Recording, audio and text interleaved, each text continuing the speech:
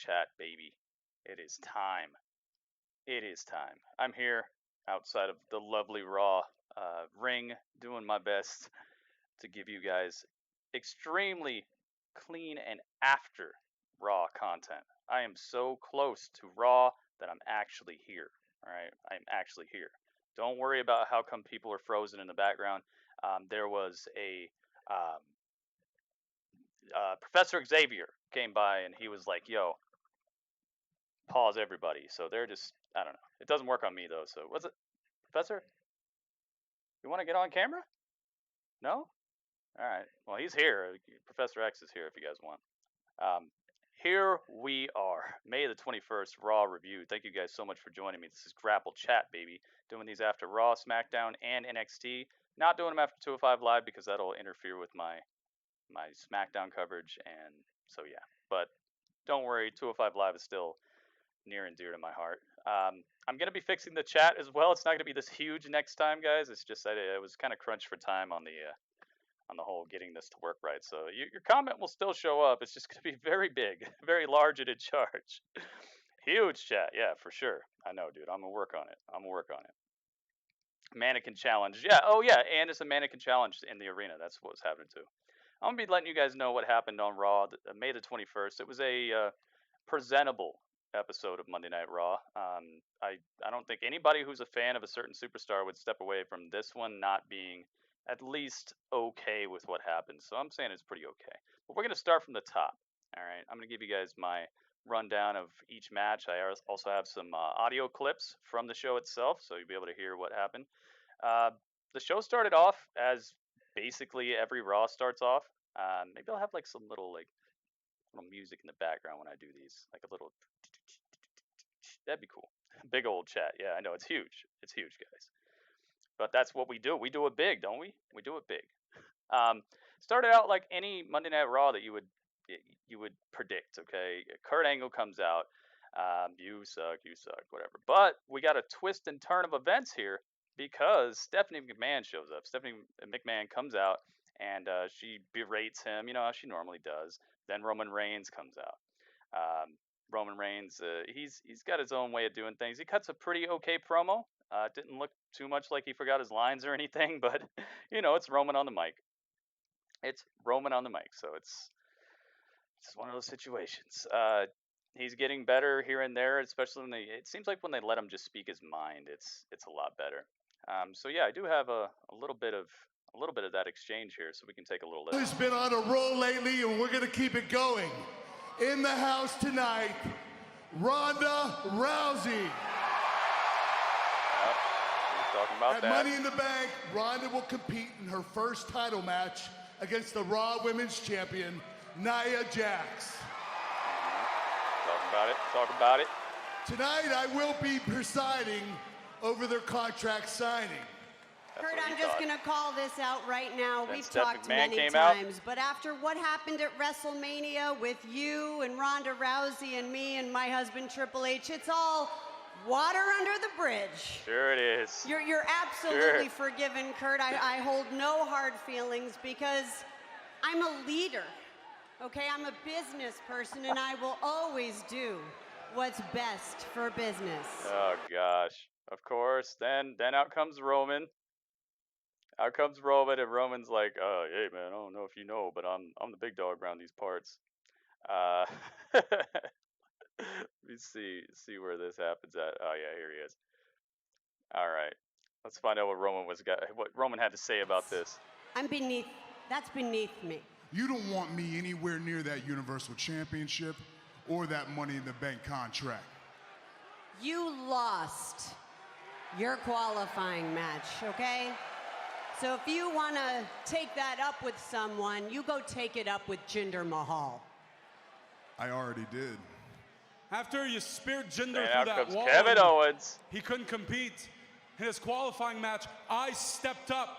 I grabbed the brass ring and I became the final Raw participant in the Money in the Bank ladder match.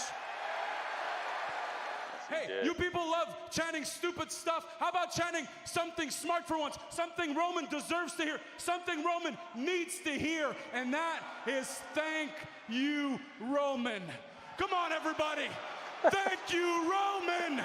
Oh man. Thank you, Roman. So Kevin Owens comes out. He starts trying to get the crowd to cheer. They don't cheer at all. But what this does lead to is Stephanie McMahon deciding that, hey, you know what should happen? Roman Reigns and Kevin Owens, you two should have a fight, and they do have a fight. That fight is interrupted by Jinder Mahal. What do you know? But then out comes Seth Rollins to make the save, and then after commercial, we find out it's a tag match. So because of Jinder Mahal's interference, it is called a disqualification. So Roman Reigns picks up the win there. It turns into a tag match where this was actually pretty good. This was probably like a 40-something minute opening of Raw that just included Roman Reigns, Seth Rollins, Jinder Mahal, and Kevin Owens. So I was pretty cool with that. All those guys, I think that they have that charisma. They have something that keeps you wanting to watch. I know some people don't like Jinder, but honestly, he's still moving the needle a little bit. People are still out there booing, and they're enjoying the fact that he's a bad guy, and they're maybe not enjoying it so much. It's Stank You Roman. Yeah, maybe he said Stank You Roman. Drywall Mahal. Yep, Drywall Mahal came out, and so it turned into a tag match, a very good tag match actually. And Seth Rollins was playing the part of the hot tag. Roman was getting beat down. The hot tag comes through. They pull out the win. So Seth and Roman get the win, and it's just it's that Shield. It's that Shield feeling. But Jinder Mahal decides that he's not good with that, so he pulls out a post-match beatdown on Roman Reigns, like a ridiculous. He hits him with the chair probably 10, 20 times, chair shots to the back, destroys Roman Reigns, leaves him laid out. That's the way the segment ends. But they still play Roman's song anyway. I don't get it, man. I don't get it. They still play Roman's song even though he's the one who got super destroyed by a chair. He's not a bad guy. He's not a good guy. Man, this layout is fresh. Well done. Thank you. I'm going to make the chat much smaller next time, okay? Next episode of the Grapple Chat, this is going to be a lot better looking over here. I just had to get it on the screen, and I was like, should I leave it out or should I leave it in? I was like, I'll just leave it in and fix it later. But thank you guys for dealing with the big old chat. We'll be doing better next time. So that was the start of Monday Night Raw. It was about almost a third of Monday Night Raw was dedicated to this one segment. So pretty cool stuff. After that we had After that we had the headline of the whole show, the main event of the whole show. It wasn't the main event, but it was what they were talking like was the main event. And that was when Sami Zayn invited out Bobby Lashley's sisters. Oh my goodness, dude, this segment. Sami Zayn, I just love his delivery. It seems like they're just letting him be him, and that's when people are a lot of people, some people work really well under like lock and key. Just lock it down, tell me exactly what to say, tell me exactly how to say it. I'll go out there, I'll deliver my lines, and it'll be great. I can act it out, make it seem like I care. This, it feels like they're letting Sami Zayn really be himself. Talk like he would like to talk in this particular role, and I just love it. I just absolutely love it. It's so fun. Him twitching all over the place, doing weird stuff. So let's see. Do I have? Yeah, I have a little bit of a clip from it. I'll let you guys hear some of this. It's ridiculous. So Sami Zayn invites out Bobby Lashley's sisters.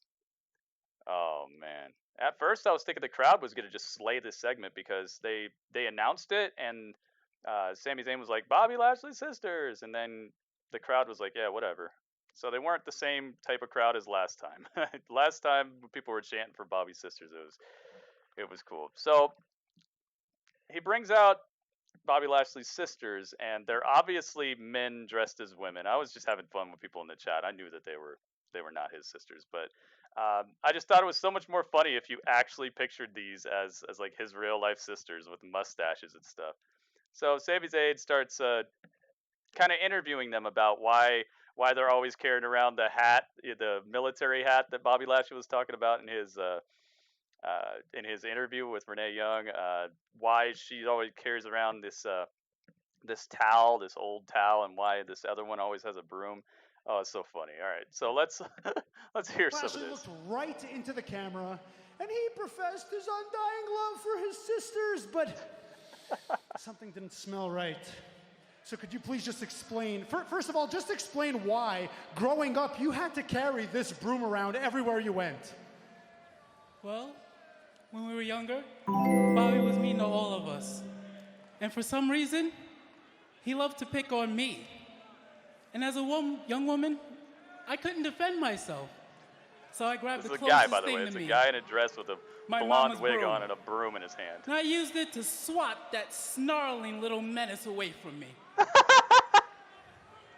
I used it to swat the snarling menace away from me. It was so funny. Bobby Lashley finally comes out after all three of them get to talk, and he has some choice words for all three of these his sisters. Let's see.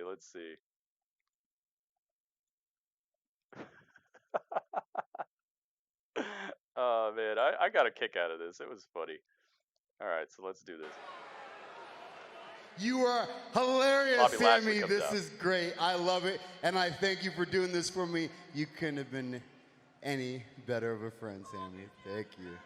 Maybe you would like it more if I haluva kicked you in the face right now and threw you out of this ring like a piece of garbage. Okay, because that is what your family thinks of you. They think you are garbage. And then Bobby Lashley's smile just melts away and turns into this mean face. Sami Zayn tries to run, and then all three of the sisters just beat the crap out of Bobby Lashley. But Bobby Lashley turns the tide on him, and he basically comes out of the segment on top. But it was just it was funny. It was lighthearted, and I like when Raw goes a little bit lighthearted with their stuff instead of just match commercial. So, excuse me. I thought it brought a little bit of levity, and it changed the it gave us a break from action. We just had basically 40 straight minutes of wrestling and just meanness. So I thought it was good to break it up a little bit. Then what happened after that? Oh yes. Then we had Ember Moon versus Alexa Bliss. This was a pretty good match, actually. I liked the way that they were booking Alexa in this match. They made Alexa seem like she was just the Raw Women's Champion, so she should be fairly capable in the ring. She was in control of the match through a lot of it. Her and Mickie James was on the outside.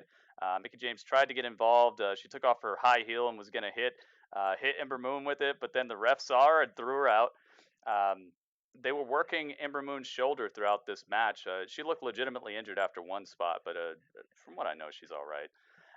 But Ember Moon wins with the Eclipse off the top rope, of course. Alexa Bliss took that Eclipse like a champion. It was very, very nice. But this made Ember Moon look strong, and it also kept Alexa Bliss looking, hey, she was just champion, so she should be a fairly hard opponent to take out at the moment. And that's what I saw from this match. It was pretty dang good. After that, we had No Way Jose versus Baron Corbin. Yes, again. These two they're definitely locked in some sort of feud. I don't know what you guys think about this. What do you guys think about this feud? I gotta ask you. If you're watching this after the fact on YouTube, please leave a comment in the comment section. Let me know what you think about the Baron Corbin versus No Way Jose feud. It's kind of weird, there's no championship on the line or anything, but I think with Seth having the Intercontinental Championship and of course the Universal title being a no-show at every single event, there's basically only one title for everybody to fight over. So it's nice for them. It's nice to me that they're doing their best to at least put some stakes on these matches, whether they're cow steaks or beef steaks. I don't know, but it was a lovable train wreck. Yeah, I agree with that. That even hurt me. Lovable train wreck. That would be a good way to run that one down. But it was a pretty good match here. It looked like No Way Jose had been scouting Baron Corbin. Baron Corbin has this thing where he'll get Irish whip to the corner, but he'll slide under the bottom rope and then he'll run around and get back in the ring before the guy who Irish whipped him even knows what happened. He's right back in their face. But No Way Jose seemed like he'd been studying some tape or something. Like he's been filling out his competition here, and he was already right there with the sliding double-footed kick to Baron Corbin as he was trying to get back in the ring. I loved that exchange in this match. These two seem to be working fairly well together. At first, I was thinking that their timing was a little bit off, that they weren't really clicking in the ring, but these two brought it together, Baron Corbin and No Way Jose. But Baron Corbin picks up the win with the end of days after a incredible deep six as well. That deep six is beautiful. But No Way Jose is getting in some good ring time, and he's looking pretty presentable in the ring. I like his style. I like that they're giving him more of a variance in his moveset. He's not just going in there and then he hits people with that like home run elbow or whatever he's got. I don't even know what it's called, but I like that they're giving him some more time on TV. And who knows, No Way Jose could be getting a bigger push in the future, or could actually become a contender. It's definitely Cal. Baron Corbin. Yes, Baron Corbin picks up the win with a decisive victory here. There was no hope for a rope, no kick out, no nothing. The end of days put him away. I liked it. I really liked it. Especially, No Way Jose is not a small guy. The way that Baron Corbin was able to just swing him with the end of days, I was very impressed. Strong guy, strong. After that, we had the B team versus Breezango. I guess they're calling him Breezango instead of the Fashion Police. Or there was even some disagreement on the announce table. They were like, or the announce team. They're like, is it Breezango? Is it Fashion Police? What are we calling these guys now? Right? I mean, when does he get gold? That's for sure. Exactly. It's an interesting feud. Really isn't anything they have done to make it intriguing. Exactly. It's head scratching. Exactly, dude. I hope they'll raise the stakes. That's what I'm talking about, man.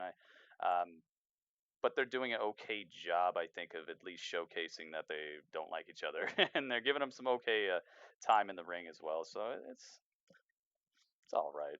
I've lost my love for No Way Jose's gimmick. You want him full heel? Really? No Way Jose as a heel. Man, I didn't even think about that. Wow. Dude, I might have to think about what would be a good way to turn No Way Jose heel. I might have to think about some of that. So the B team, Bo Dallas and Curtis Axel against Tyler Breeze and Fandango in a very short match. But the undefeated B team comes out of this one with the win with their finisher. I don't know, it's kind of reminds me of the thing that the American Alpha used to do, where like Jason Jordan would toss him up and then Chad Gable would deliver the suplex. But it wasn't. It's kind of like that. Like one of them just tosses up the guy, and then the other member of the B team will bring him down. But it was enough. All it took was that. It was just that. They had a little bit of an exchange. They had a little bit of a fight before that, but it was just this. Boom, game over. B team undefeated. They're 2-0 now. The B team, the Conga Train of Death. Yes, that's how they could do it.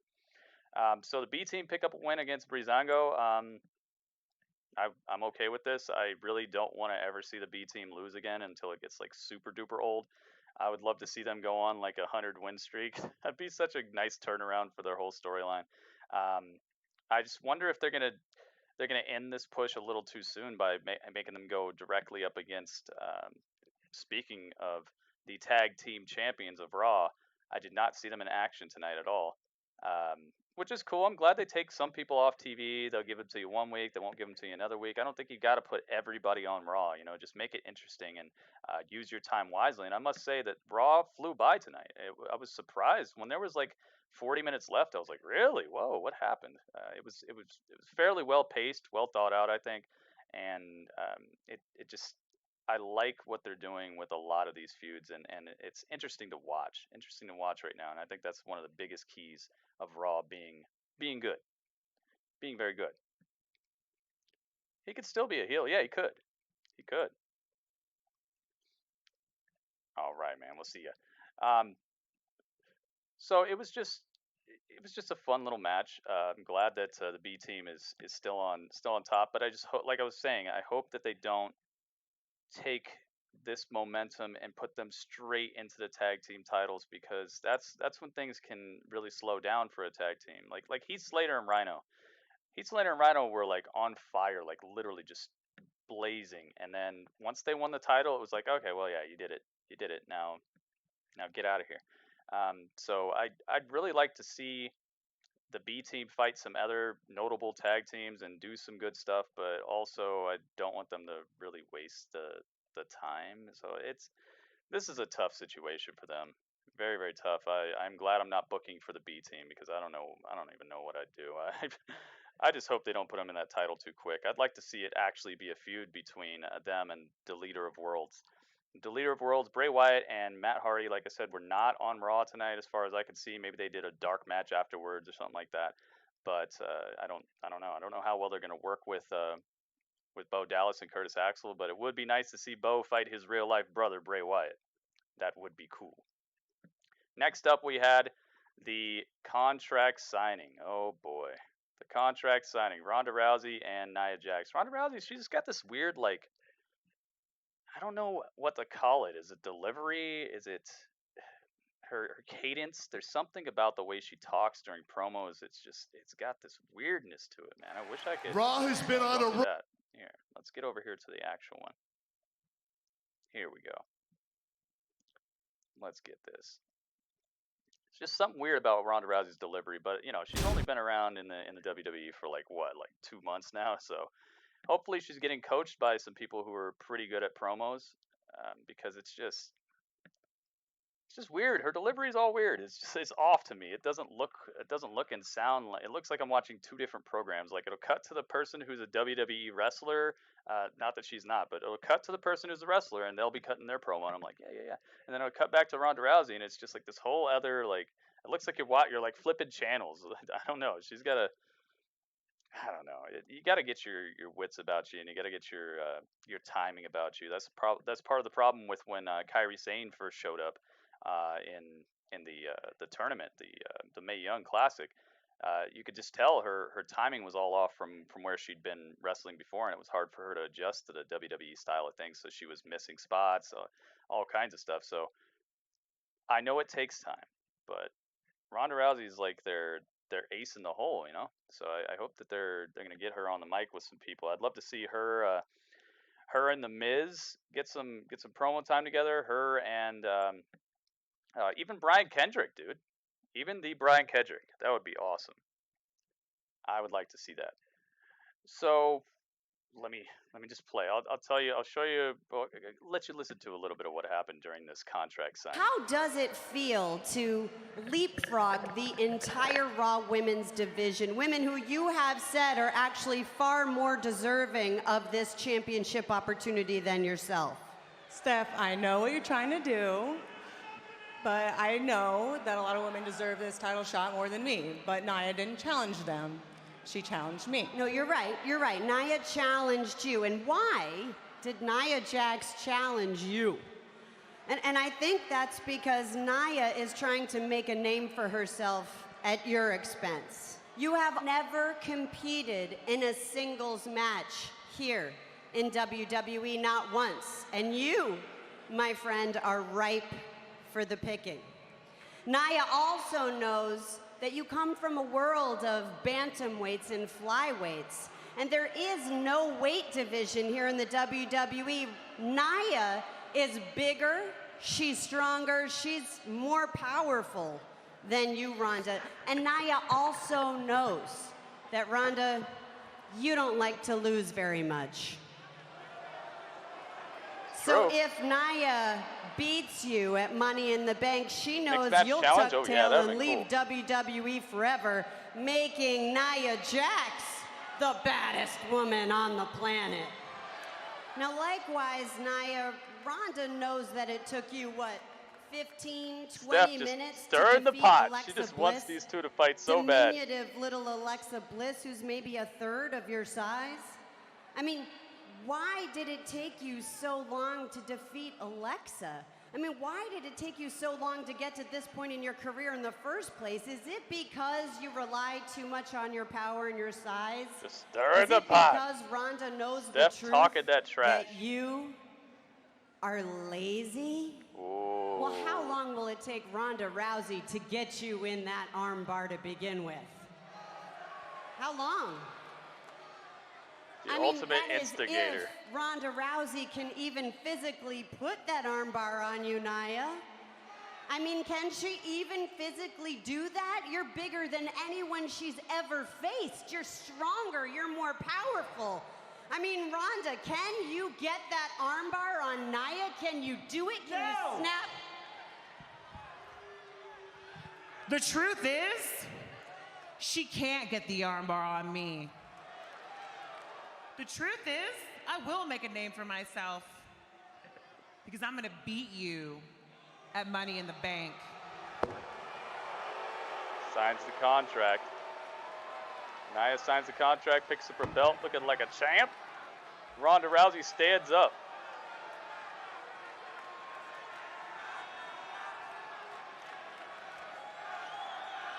Signs it with a vengeance.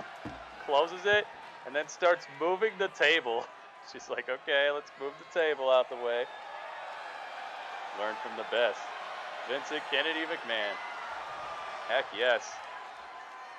All right, Nia. I'm really happy the truth came out. But that's okay.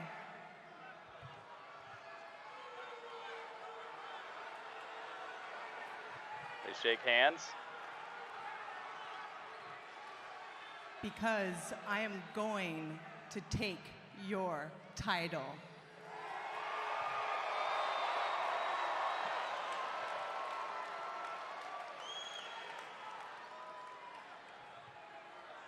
And your arm. Oh, and your arm. They don't really have themselves a little brawl here or anything like that. But she says she's gonna take her title and her arm. So after Money in the Bank, we're going to see Ronda Rousey walk into arena with the title and an arm, just an arm that she's dragging behind her, and you're gonna know it's not like most arms. It's gonna be a bloody scene, and I'm pretty sure USA is gonna take their contract. They're gonna be like, nah, forget what we said. We said no, you can't be doing that. It's gonna be really bad. It's gonna be really bad, dude. I don't think that's a good idea. But hey, it's Ronda Rousey, so she's gonna drag that arm straight into Monday Night Raw the next night after Money in the Bank. It's gonna be very bloody. Some people may not be able to stomach that. May not be able to. So after that, we got a backstage segment. Well, it might have been a little bit before that actually. Dolph Ziggler was backstage. Chad Gable was talking to Kurt Angle.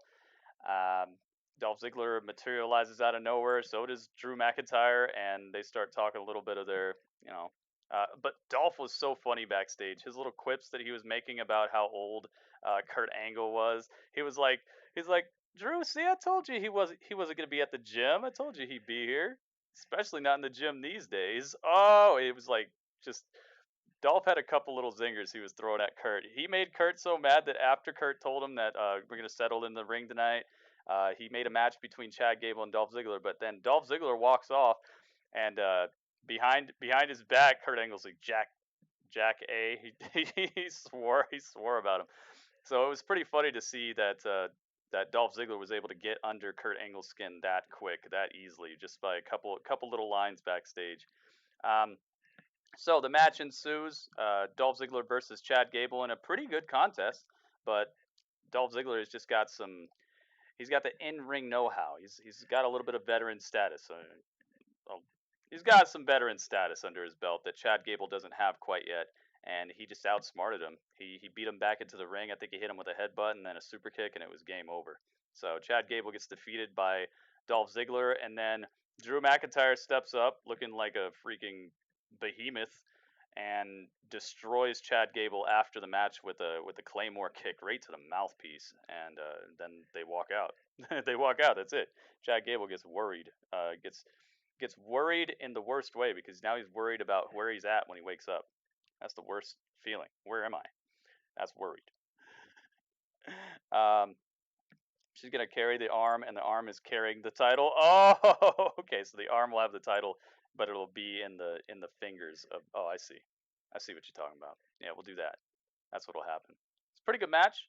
Dolph Ziggler versus Chad Gable, and then I believe the match after that. Let me see if I have anything else written down. Let's see. Look at my rundown here. Make sure I don't miss anything of note. Chad Gable. He is 68. That's up here. Okay, so there was some stuff after this. 78.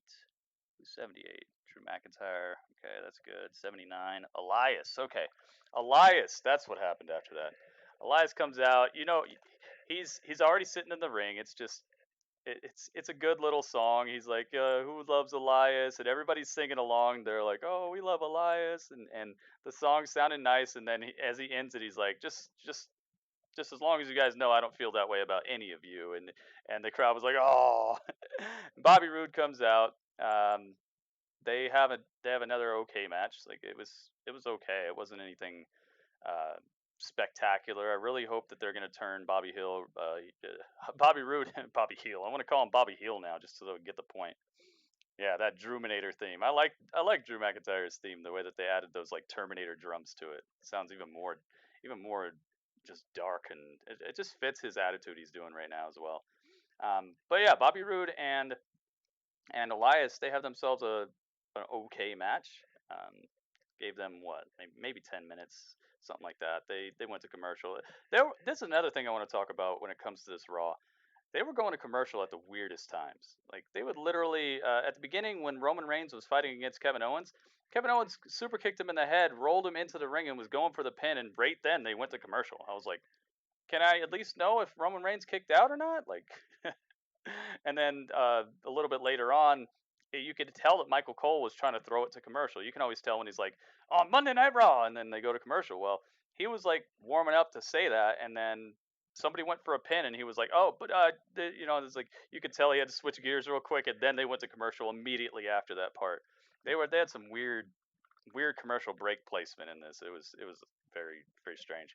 I know it's got to be hard, but man, I've seen them not mess up a lot of times, so I know that it's possible.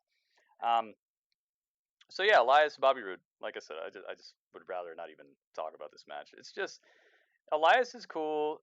Bobby Roode is cool as well. I just want Bobby Roode to turn heel, and it'll be a lot more interesting to see him in matches with him being a face and everything. It just I don't know, it's just kind of boring, man. Just kind of boring.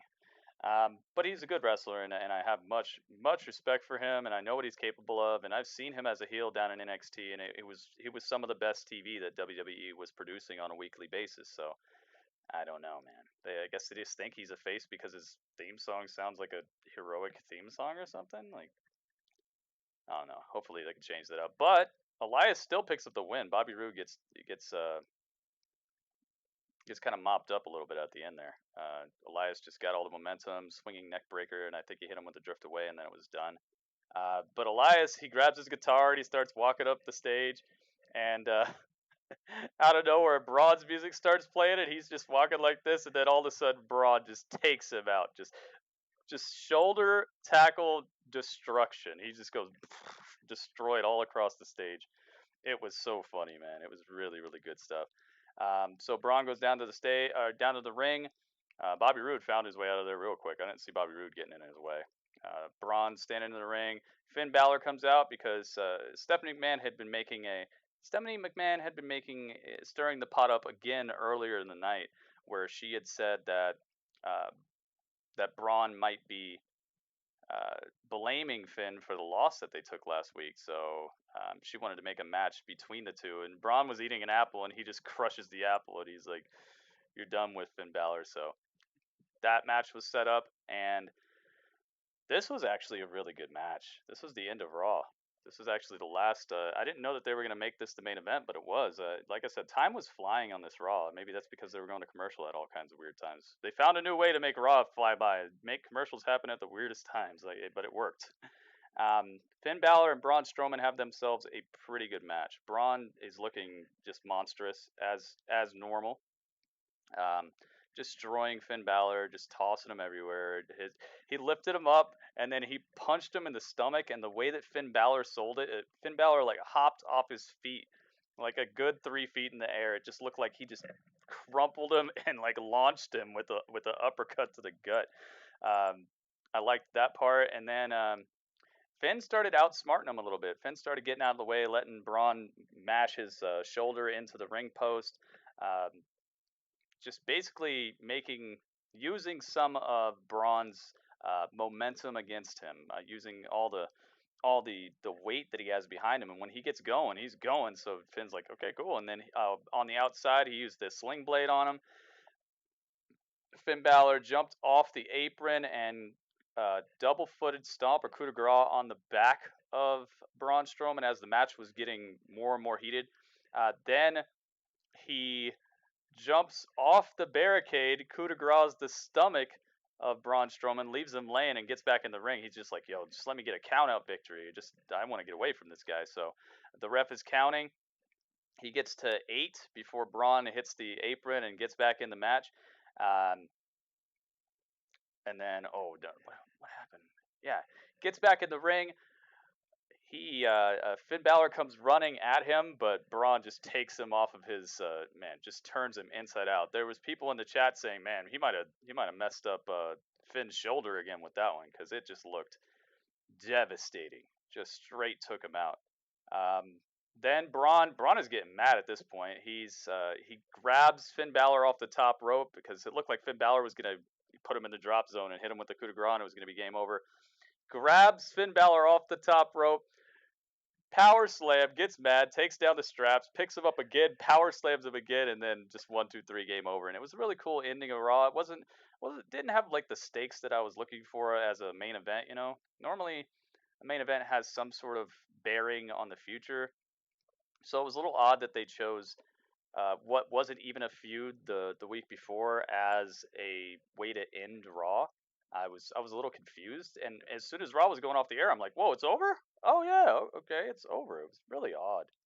Match was very enjoyable though. I must give him that. It was a good way to end Raw. It was just kind of confusing that's what they ended it with, because as I said before, it wasn't even a feud a week ago. It was just like a team up thing. So maybe that's where we're going. I really hope that they're going that way. I hope Finn and Braun have a long feud, and also I hope that the Demon becomes involved. I hope that Finn sees that he's not getting this win without tapping into that dark place. And I just always am looking for a reason for Finn Balor to bring out the Demon. You know, I'm like, hey, maybe he stubbed his toe this morning. Maybe he didn't get his coffee this morning. He's gonna bring the Demon, yo. I swear, you can tell. Look at his eyes, man. He didn't have his caffeine this morning. He's gonna bring the Demon. I'm always looking for something like, oh man, they ran out of his favorite cookies in catering. He's bringing the Demon, yo. I'm looking for any reason for him to bring the Demon now, because I just love it so much and I miss it. I miss it so much, man. I miss the Demon. It was a good main event though. And I can't think of anybody right now who would be devastating enough to have him bring out the Demon if he didn't bring it out in the past year. Actually, he brought it out against AJ Styles, so, which is weird because anyway, whatever. So I'm looking forward to seeing if the Braun and Finn thing is an actual feud or if it was just to put together a cool main event. I should hope so, because Braun and Finn, they're magic on TV, dude. Finn, especially if they showcase him in the right light, and he gets to use his move set, and he gets to show some tenacity in the ring, not just this cookie cutter copy paste match that he wrestles here and there on Raw like every single week. Oh, let me just do the same thing. I would love to see him be able to showcase more of his in-ring prowess, his tenacity, and also his will to survive and win. I'd love to see more of that. That's what makes Finn more enjoyable to me. And of course, Braun, I want to see him every week as well. Monday Night Braun is where it's at. He planted some Legos on his bedside floor. Yes. Dude, have him step on a Lego. Maybe he'll bring the Demon out.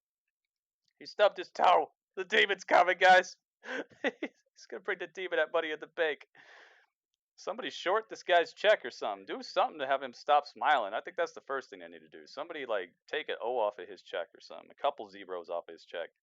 Get this dude mad. I want to see the Demon. Add the money back after he brings the Demon. Should be in his contract. So overall, man, this was a pretty good Raw. Maybe give it like a 7.5. I think it was better than your average Raw, but it wasn't anything too substantial to where you would have, if you missed it, you missed a whole lot going forward. They announced that Roman Reigns would be fighting Jinder Mahal at Money in the Bank.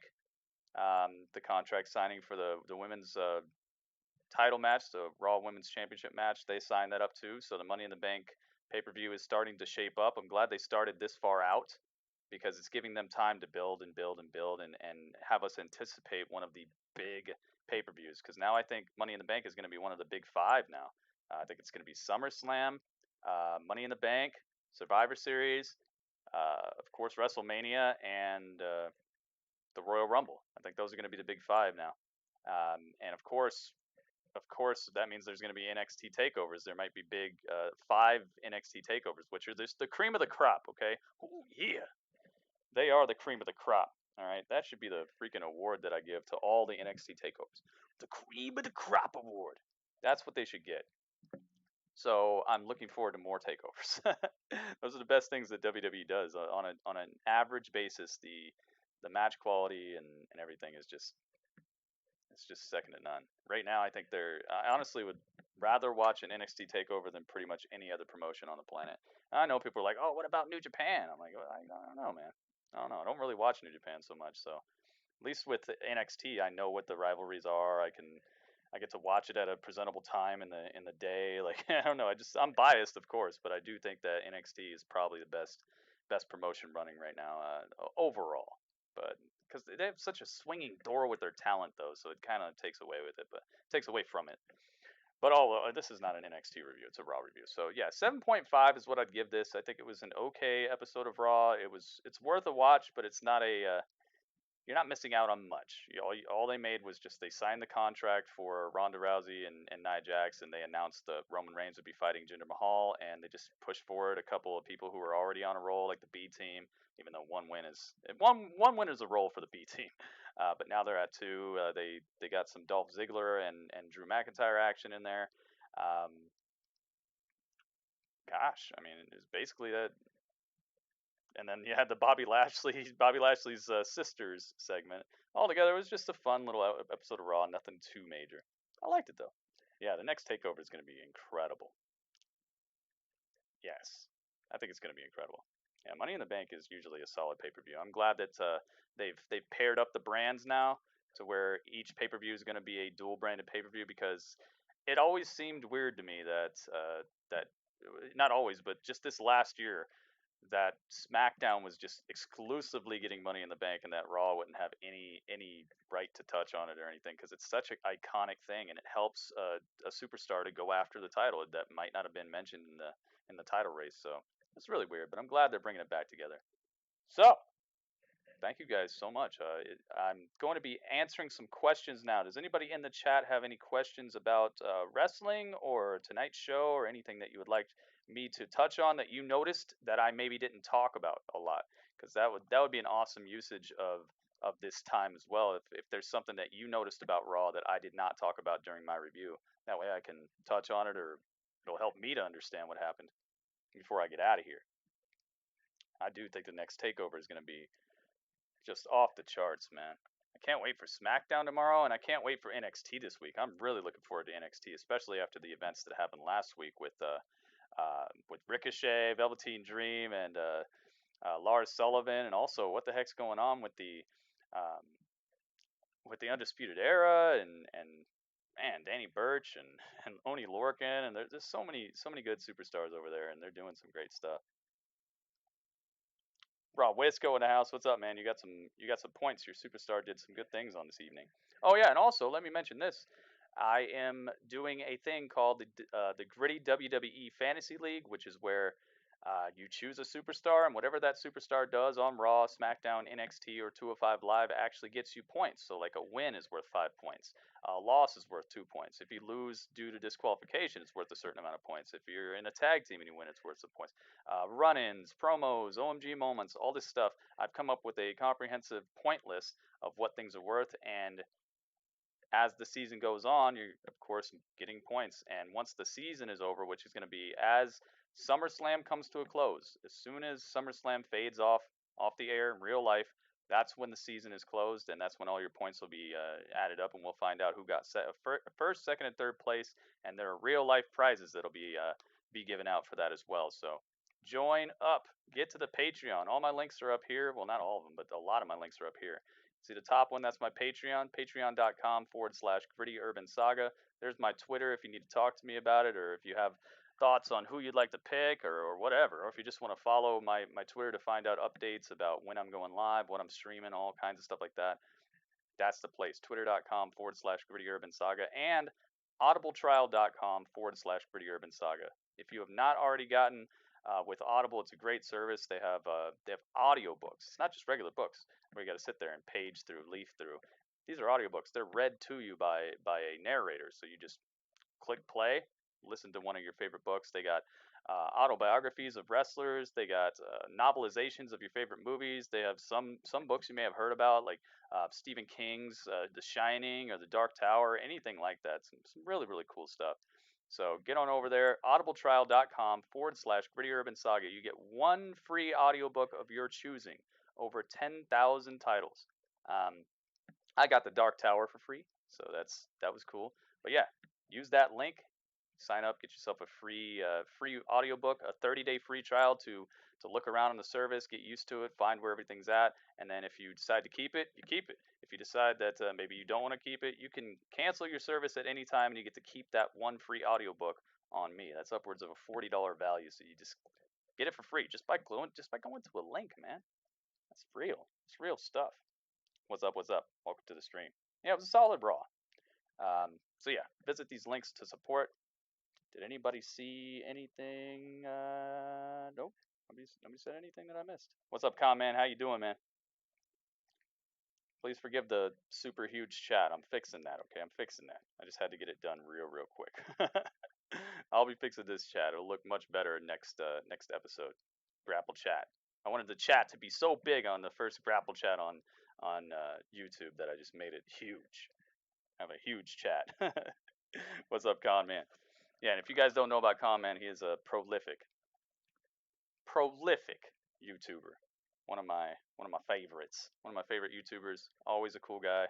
Fun to hang out with. Fun to watch Raw with. And I did notice that he's featuring me on his channel too. So that's always awesome, dude. I appreciate that very much. What did Con Man think about Raw? What would you give it out of 10? Con Man, what did you feel about Raw? I gave it a 7.5. I don't mean to mess with your opinion. What did everybody think? What did everybody think of Raw? Give me your ratings. I would like to. That's how we can go off the air. Let's see. What do you guys think? What would everybody in here give Raw out of 10? I gave it a 7.5. I thought it was okay. I didn't think it was like earth-shattering or that you missed out on anything really if you missed it. Only really two things push forward and anything else. We'll have to see though. You had technical problems today too? Oh man. Yeah, technology. Can't live without it. Can't break it or else it's not gonna work. It'll work probably less than it's working right now. 7.10 7.0 out of 10 says documentary. Adam Bomb says 7.8. Yeah. I definitely feel around there. Second City Saints says 6.5. Oh, what happened? What happened? I could see a 6.5. Like, it wasn't a very it was just a fun Raw to watch. It wasn't like super meaningful in every way. 6.9. So right about, I'd say we're at around a 7. We're at about a 7 mathematically in my head right now. I'm probably at like a 7.1 maybe. Zane Lashley second. I can give it an 8, but man, that was rough. Oh, you didn't like it? You didn't like the Zane Lashley? You didn't like the sisters, man? They were so beautiful though. Man, I don't know. I don't know about you, man. I don't know about you.